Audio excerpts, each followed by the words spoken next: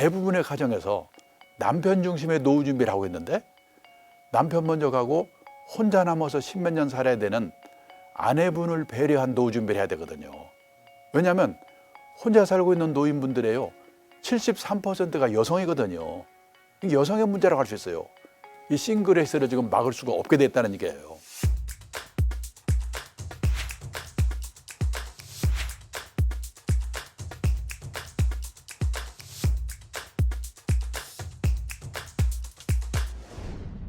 나는 퇴직이 두렵지 않다의 저자 강창희입니다. 제가 이제 십몇 년 전에 일본에 책방에 가니까 책방에 이 혼자 사는 노후에 대해서 책들이 많이 이렇게 나와 있더라고요. 혼자 사는 노후 어떻게 대비할 건가, 혼자 사는 노후 두렵지 않다, 혼자 사는 노후 즐겁게 사는 방법.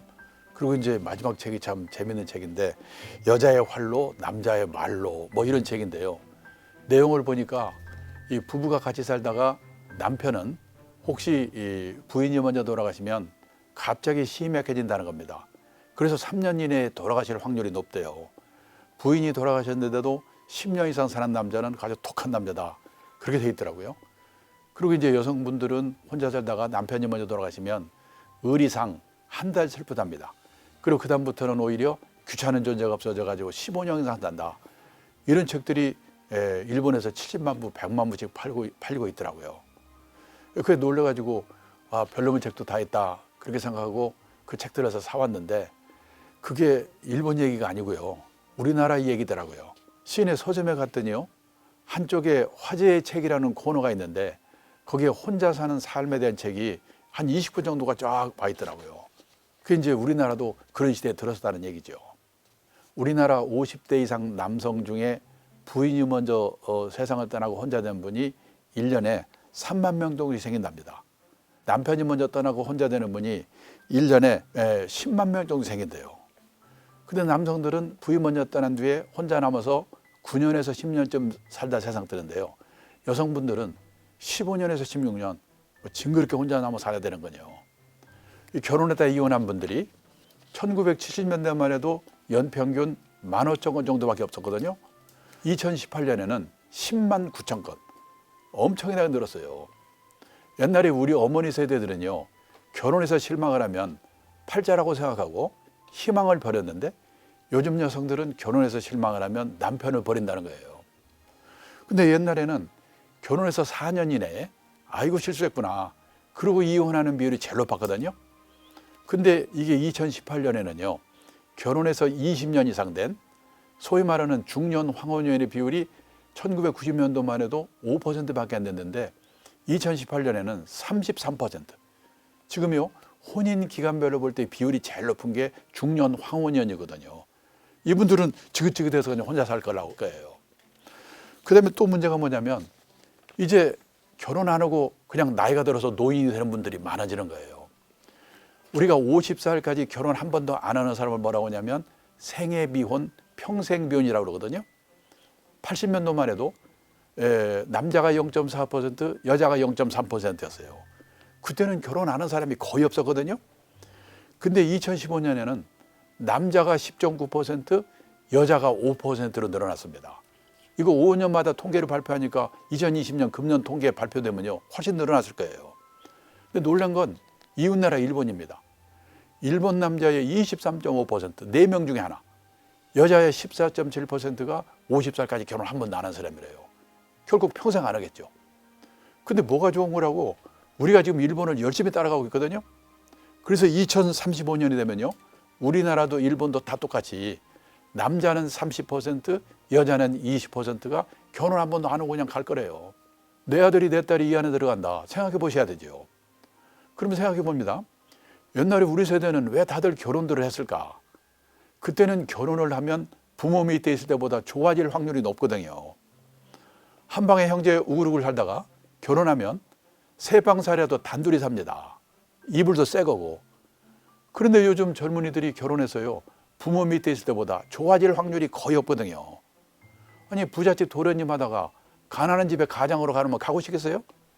그러니까 제가요. 이 어머니 아버지들한테 얘기하는 게 그거예요. 나중에 후회하지 마시고 고등학교만 졸업하면 이놈들 다 내쫓아서 그냥 불편하게 만들어야 된다고. 안 나가려면 돈을 받든지. 우리나라는 5분 중에 1분이 혼자 살고 있어요. 그러니까 혼자 사는 노인의 비율은 우리가 일본보다 높거든요.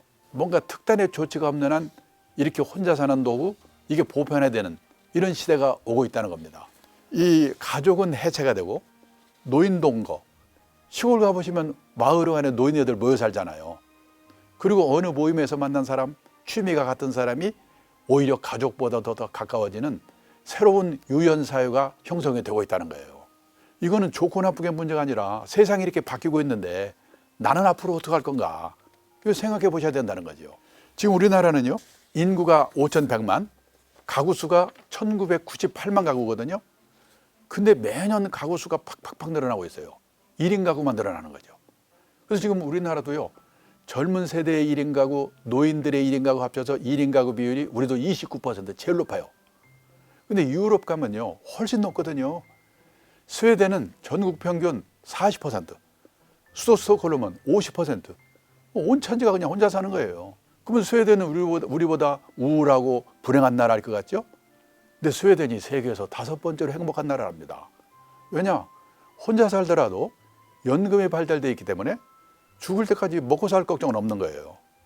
또 혼자 살더라도 지역사회, 새로운 유연사회에서 외롭지 않게, 고독하지 않게 행복을 찾는 방법을 미리미리 준비했기 때문에 문제는 우리도 이렇게 가고 있는데 나는 앞으로 어떻게 할 건가? 이걸 생각해 보셔야 된다는 거예요. 그래서 이제 대책을 세워야 되는데 제일 중요한 게 노후에 혼자 되더라도 뭔가 먹고 살아야 되니까 연금이 가장 중요하죠. 몇 년 전에요, 일본의 공영방송 NHK에서 노후 파산이라는 특집을 방송했거든요. 일본이 난리가 났습니다.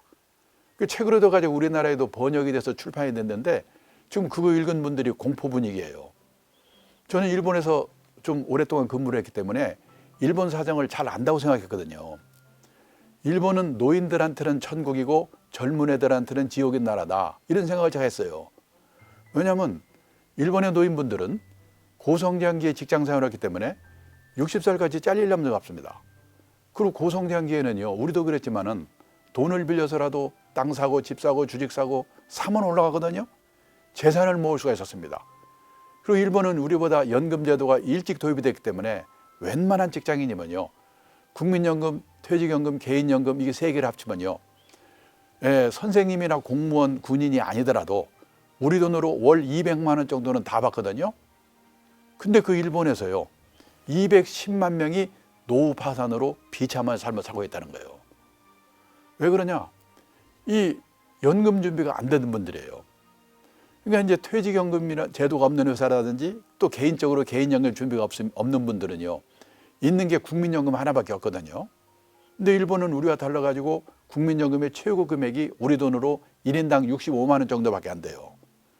부부가 같이 살 때는 둘이 합치면 130만 원, 일도 좀 하고 그러면 사는데, 사별하거나 이혼하거나 하면 65만 원밖에 안 되니까 어떤 사람은 한 달 식비를 우리 돈으로 10만 원으로 해결한대요. 편의점에 가서 삼각 김밥 하나 사 먹고 끝내는 거예요. 그 부자 나라에서. 꿈에도 자기가 그렇게 될지 몰랐던 분들이 노후 파산이 되는 거예요. 근데 우리나라는 그럼 어떤가? 지금 우리나라 65세 이상 고령자 중에서요, 국민연금을 한 푼이라도 받는 분이 37%밖에 안 되거든요. 또 월 수령액이 50만 원 미만이 76%, 100만 원 이상 많은 사람은 6%밖에 안 돼요. 그리고 퇴직연금, 개인연금 이거 얼마 되지도 않고 연금이 없어요. 그 잘못하면 지금 우리도 다른 준비가 없으면은 노후 파산의 가능성이 크다는 거죠. 그 다음에 보험인데요. 이 우리나라는 국민건강보험이 우리나라처럼 잘 되는 나라가 별로 없거든요. 그러니까 이 특수질병보험, 암이라든지 심혈관 질환 뭐 이런 걸 대비해 가지고 60세 되기 전에 특수질병보험 하나 들어두는 거가 필요합니다. 또 하나 중요한 게 뭐냐면 주거 형태인데, 이 대형 고층 아파트를 조심하셔야 돼요. 뭐냐면 몇 년 전에 서울시에서 65세 이상 이 노인분들한테 조사를 해봤어요. 두 분 중에 한 분이 두 분이 같이 사시다가 혼자 되시면 다시 자녀들하고 같이 살겠습니까? 이렇게 물어봤더니요, 같이 살겠다는 대답은 20%밖에 안 돼요. 50%는 자식들하고 멀지 않은 데서 혼자 살겠다. 30%는 실버타운 같은 노인 전용시설로 가겠다. 그러니까 80%가요, 자식들이 안 살아주는 게 아니고 본인들이 불편해서 혼자 살겠다는 거거든요. 그러면은 자식들하고 같이 살다가 다 나가 둘만 남어. 그 중에 한 사람이 아파. 그걸 부부 간병기라고 그러거든요. 한 사람 떠나. 그리고 혼자 남어 그 사람도 아파 떠나. 한 30년 사이에 이런 일이 생기거든요. 그런데도 우리나라 어머니들은 딸이 시집갈 때쯤 되면 큰 집으로 이사 가려고 그러거든요. 대형 고층 아파트를 좋아해요. 사실 그 필요 없는 건데. 얼마 전에 일본의 전문가를 데리고 강남의 고층 아파트를 지나가면서 제가 그랬거든요. 저게 한국에서 최고 비싼 아파트라고. 이 친구 이렇게 보더니 야, 몇 년 지나면 한국도 초고령 사야 될 텐데 그때 대형 고층 아파트 사는 저분들은 어떻게 될까? 그러고 하더라고요. 지금 요즘 우리나라나 일본의 이 고독사 이 문제가 있잖아요. 왜 이런 일이 생기냐면은 사람들이 자식들하고 안 살고 사람들이 들락날락하는 데서 살지 않기 때문에 그런 거거든요. 자식들하고 같이 안 살게 되면 이웃집이 가장 좋은 복지이거든요. 근데 30명, 40명에서 혼자 아니면 둘이 살고 있어 보세요. 누가 찾아옵니까? 그래서 요즘 일본에서 유행하기 시작하는 게 뭐냐면 부부만 남았거나 사별하고 혼자 되면 어떤 데서 사는가? 시내에서 18평에서 20평짜리 병원 가까운 곳, 나이 들면 병원이 가까워야 돼요. 근데 문화시설 가까운 곳, 또 재미가 있어야 되니까. 그다음에 쇼핑 가까운 곳. 이런 데 사는 게 유행하기 시작하고 있는데 우리나라 부모들은 오히려 애들 결혼시키고 나서 대형 고층 아파트로 가려고 그러거든요. 이것도 생각해 보셔야 돼요. 지금 우리나라의 가족의 해체가 일어나고 있는 한편에는요. 이 가족 회복 운동이 일어나고 있어요. 예를 들어서 일본의 경우에는 이 같은 건물 안에서 3대가 독립적으로 살 수 있도록 이 건물을 개축하게 되면 세제 혜택을 준대요. 노인분들이 이 혼자 큰 집에 살고 있을 경우에는 젊은 세대와 같이 살 수 있도록 그룹 리빙, 공유 경제 이런 것들도 한 번쯤 생각해 볼 필요가 있는 겁니다. 대부분의 가정에서 남편 중심의 노후 준비를 하고 있는데 그거보다 더 중요한 건 뭐냐면 남편 먼저 가고 혼자 남아서 십몇 년 살아야 되는 아내분을 배려한 노후 준비를 해야 되거든요. 왜냐하면 혼자 살고 있는 노인분들에요 73%가 여성이거든요. 여성의 문제라고 할 수 있어요. 아내분을 배려해야 됩니다. 노후의 3대 불안이라고 하면요. 돈이죠. 그다음에 건강입니다. 그리고 외로움, 고독이거든요. 이 3대 불안을 해소하는 최선의 방법은 뭐냐? 일이에요. 돈이 되는 일이든 취미활동이든 자원봉사활동이든 뭔가 몸을 움직일 동안은 뭔가 일을 찾는 거. 이것이 가장 중요한 겁니다. 젊은 세대에도 일자리가 없는데 무슨 일이냐? 이 젊은 세대가 할 수 없는 일이거나 그 다음에 할 수 있지만은 하려고 하지 않는 일 이런 일을 해야 되거든요. 요즘 창직의 시대라고 그러거든요. 남 다 하는 일이 아니라 미리미리 준비하게 되면 남이 하는 일을 할 수 있는 거거든요. 저도 사실은 금융투자학교에서 47년 이 일을 해왔지만은요. 그 일의 연장선상에서 하다 보니까 노후 설계까지 온 거예요. 그러니까 그런 노력이 필요한 거죠. 그 다음에 이 허드렛 일 같은 것도 해야 되기 때문에 더 중요한 거는 남의 눈을 의식하지 않고 이 허드렛 일이라도 하겠다. 그런 마음가짐이 또 중요한 거고요. 그 다음에 어느 정도만 또 이 경제적인 여유가 있는 분은 꼭 돈벌이가 아니더라도 예를 들어서 자원봉사 활동을 하면서 점심값, 커피값 받을 수 있는 뭐 그런 일들이 또 많이 있거든요. 또 취미 활동을 하면서 뭔가 또 약간의 수입을 얻을 수 있는. 그래서 저는 그런 면에서요. 은퇴 후의 인생은 자기 만족을 추구하는 시기다 그런 생각을 해요.